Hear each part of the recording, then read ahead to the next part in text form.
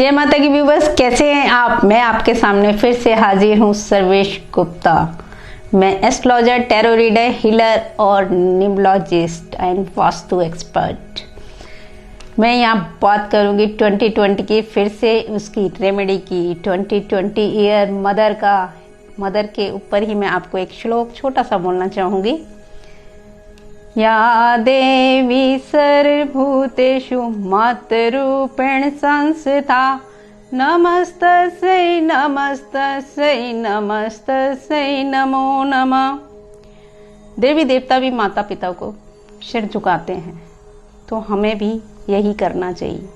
आजकल हम अपने संस्कार भूल गए हैं, पाश्चात्य के इतने हम अधीन हो गए हैं कि हमारा हिंदू कल्चर ना जाने कहाँ खोता जा रहा है। फॉरनर्स को देखिए, छोटे छोटे फॉरनर्स के बच्चे पूरी गीता इजीली बोल पाते हैं। क्या हमारे बच्चे कर पाते हैं? नहीं, क्योंकि हमारे वो संयुक्त परिवार छोटे छोटे परिवारों में बंट गए हैं। क्या ये ठीक है? नहीं। हम क्या संस्कार दे रहे हैं अपने बच्चों को? उम्मीद करते हैं कि हमारी बहू हमारे संस्कारों से भरी हो, हमारा कहना माने, लेकिन अपनी बेटी को संस्कार नहीं देते। क्यों चूक करते हैं हम छोटी छोटी चीज़ों की? मुझे लगता है नहीं करनी चाहिए। हमारी सोच को बदलना है, और हमें सामने वाले को नहीं बदलना, अपने आप को बदलना है। वापस अपने टॉपिक पे आती हूँ कि 2020 की हम बात कर रहे थे, तो माँ के बारे में मैंने बात की कि माँ एक ऐसी हैं जो हर गलती को माफ़ कर देती है। जब हम 2+2 कर रहे थे तो वो हमारा 4 नंबर बन रहा था, राहु। पहले ही मैंने बताया कि राहु हमें भरमाता है, जो चीज़ हमें दिखती नहीं वो दिखाने की कोशिश करता है। बच्चे पढ़ने बैठते हैं लेकिन म्यूजिक की तरफ ध्यान चला जाता है, बच्चा पढ़ रहा है लेकिन खेल की तरफ दिमाग चला जाता है।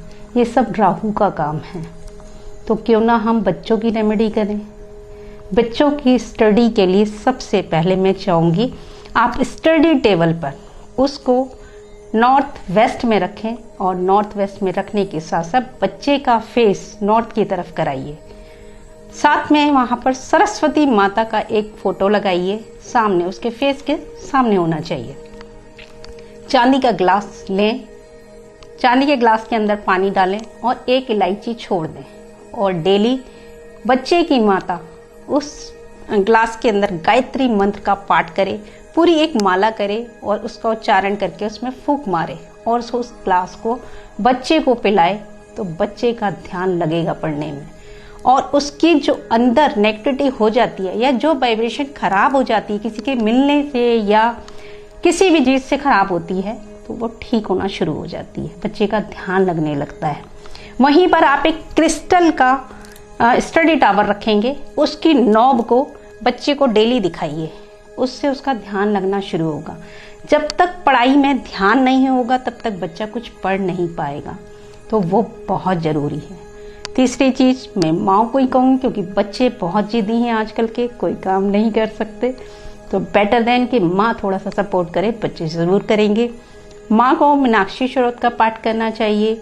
माँ को ही बच्चे के मस्तक पर एक केसर का तिलक और नाभि पर, देन अपना कंठ पर जहाँ शिवा का नीलकंठ कहलाता है वहाँ लगाएं, तो बच्चे का ध्यान लगने लगेगा। ये मैंने बात की एग्ज़ाम के लिए कि बच्चे को एग्ज़ाम के लिए आप कैसे रेडी कर सकते हैं और कैसे उनके मार्क्स अच्छे दिला सकते हैं। अब मैं बात करूँगी कि हमारा ये वाला जो मंथ चल रहा है, फागुन का महीना चल रहा है, इसका मतलब हिंदू शास्त्र के हिसाब से ये महीना हमारा एंड का चल रहा है।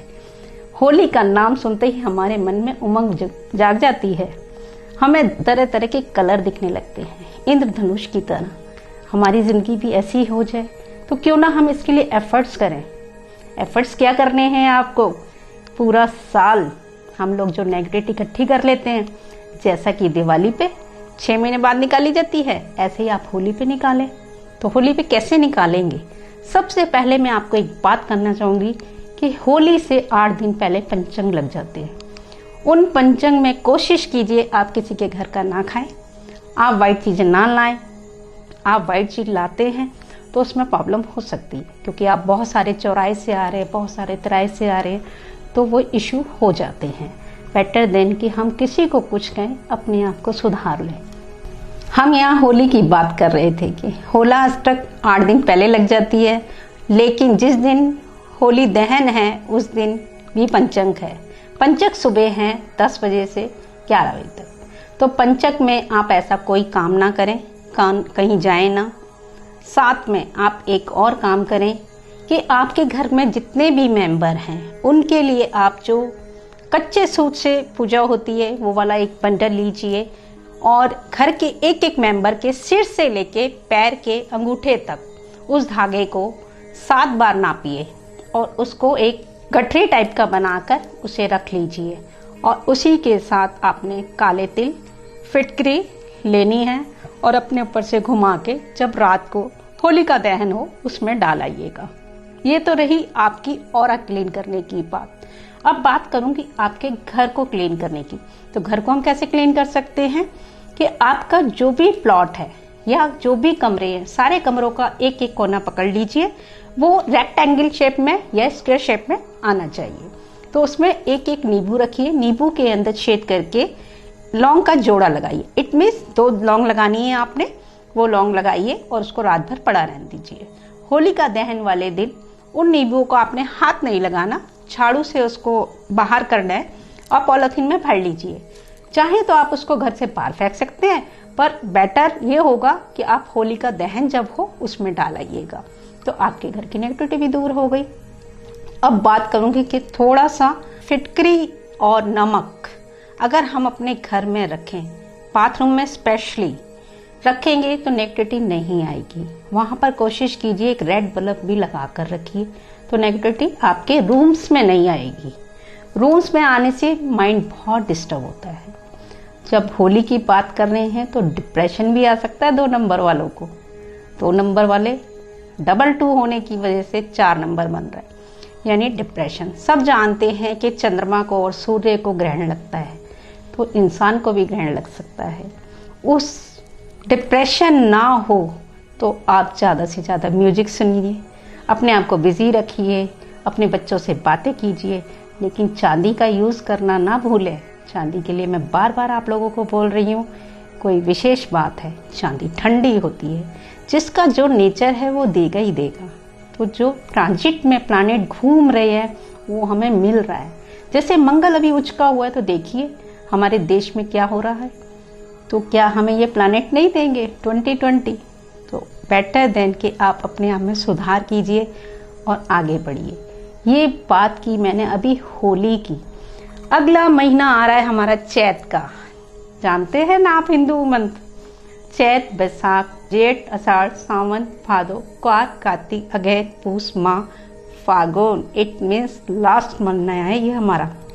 तो लास्ट महीना होने के लिए आप घर की क्लीन ज़रूर कीजिए, अपनी ऑरा को क्लीन कीजिए, अपने बच्चों को क्लीन कीजिए, अपनी पूरी फैमिली को क्लीन कीजिए। जब स्वस्थ रहेंगे तो मस्त रहेंगे। तो नए साल की भी हम शुरुआत करने जा रहे हैं। कोई चैत आएगा तो हमारे हिंदू शास्त्रों के हिसाब से चैत का महीना हमारा नया वर्ष होता है।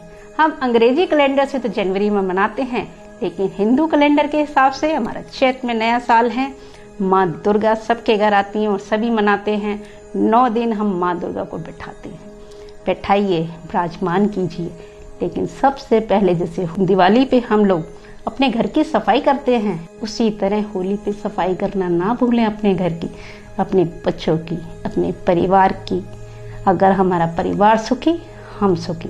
जबकि पहले कहते हैं कि निरोगी काया सबसे प्रथम सुख है। तो निरोगी काया कैसे होगी? जब हम स्वस्थ होंगे और हमारे इमोशंस ठीक होंगे। हम 3 तरह से बीमार पड़ते हैं, इमोशन से, मेंटली या फिर स्पिरिचुअली। तो स्पिरिचुअल तो बहुत लोग हो जाते हैं, लेकिन मेंटली प्रिपेयर नहीं हो पाते उस चीज़ के लिए। तो प्रिपेयर होना बहुत ज़रूरी है। अब बात करूंगी मैं रिलेशनशिप की। आजकल रिलेशनशिप में बहुत ज़्यादा इशू हो रहे हैं। रिलेशनशिप क्यों हमारे खराब हो रहे हैं? वहम और अहम। जहाँ वहम है वहाँ अहम है, जहाँ अहम है वहाँ वहम है। तो हम किसी पे शक करने से अच्छा उससे बात करें, उससे समझाएं।